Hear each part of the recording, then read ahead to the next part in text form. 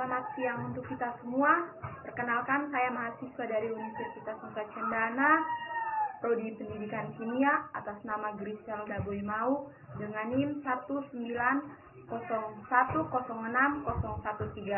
kelas C, semester 5. Baik, di sini saya akan menjelaskan sedikit tentang amida.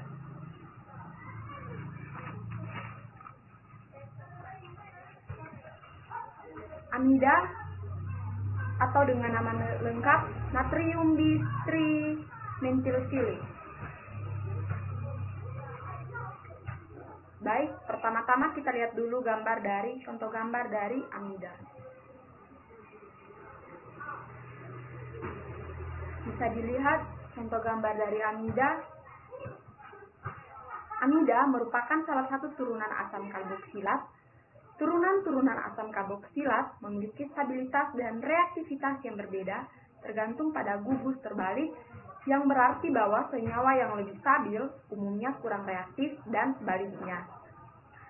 Karena asil halida adalah kelompok paling tidak stabil, masuk akal bahwa senyawa ini dapat secara kimia diubah ke jenis lain. Karena amida adalah jenis paling stabil, secara logis harus mengikuti bahwa amida tidak dapat dengan mudah berubah menjadi molekul lain. Rumus dari amida. Natrium bis atau trimetylsilate amida adalah senyawa kimia yang memiliki rumus CH3(3Si2NNA).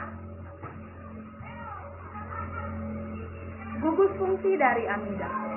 Amida adalah suatu jenis senyawa kimia yang mempunyai gugus fungsional RN-IXN R-aksen 2. Jenis paling umum ini adalah karboksamida, tetapi banyak diketahui jenis-jenis amida lainnya, seperti fosforamida dan sulfonamide.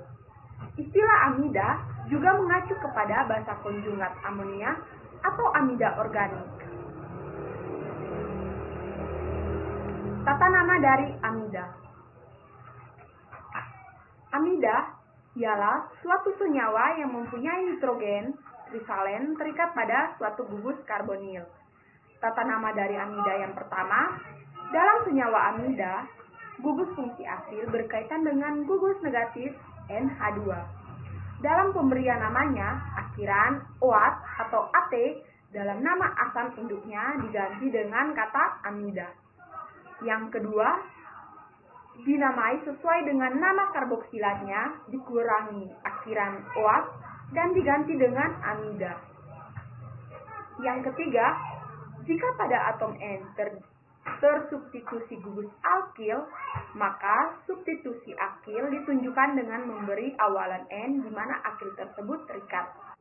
Contoh yang pertama, HCOOH atau asam metoat atau asam format.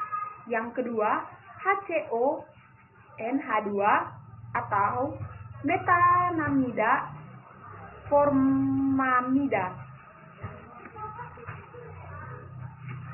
Yang ketiga, CH3CH2CH2COOA atau asam dityanoat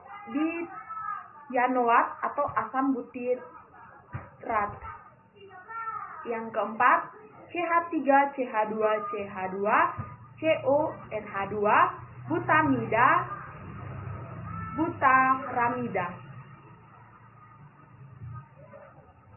Yang berikutnya lagi, manfaat dari amida. Ada 5 manfaat dari amida. Yang pertama, senyawa amida jenuh rantai panjang dipakai intermediate dalam produksi tekstil tahan air tipe selat atau selan. Yang kedua, sebagai bahan baku setengah jadi untuk produksi fatty nitril dan fatty amida.